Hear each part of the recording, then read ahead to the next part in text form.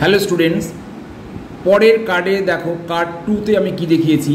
Card 2তে কিভাবে আমরা একটা বইয়ের ক্যাটালগ কার্ড তৈরি করতে গেলে মেন এন্ট্রিতে অ্যাক্সেস পয়েন্ট অর্থাৎ অথরের নাম কিভাবে লিখি সেইটা আমি তোমাদের কার্ড 2তে বোঝাবার চেষ্টা করেছি। যেমন দেখো, আমরা একটা বইয়ের যে কোনো এক্সাম্পল নিতে পারি। এমন অথরের নাম অজিত কুমার মুখার্জি, অজিত কুমার মুখার্জি। তাহলে এখানে first name Ajit, middle name Kumar, surname Mukherjee. আমাদের এএসিআর টুয়ারের নিয়ম অনুযায়ী ক্যাটালগ কার্ড তৈরি করতে গেলে প্রথমেই আমাকে সারনেম লিখতে হবে। তাহলে এখানে সারনেমটা কি? মুখার্জি। তাহলে মুখার্জি ইংরেজির নিয়ম অনুযায়ী এমটা বড় হবে, বাদ বাকি লেটারগুলো স্মল লেটার হবে।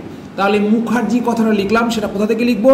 অ্যাক্সেস পয়েন্টের ফার্স্ট ইন্ডেনশন থেকে। তাহলে মেন এন্ট্রি কার্ড যখন আমরা তৈরি করব, তাহলে তখন আমরা ফার্স্ট ইন্ডেনশনের ডান দিক থেকে এবং হরাইজন্টাল লাইন যেটা ছিল তার ওপর দিয়ে আমরা এই অথরের নামটা লিখব। কিভাবে?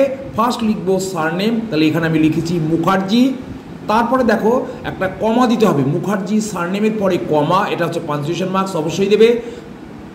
তারপরে ফার্স্ট নেম অজিত।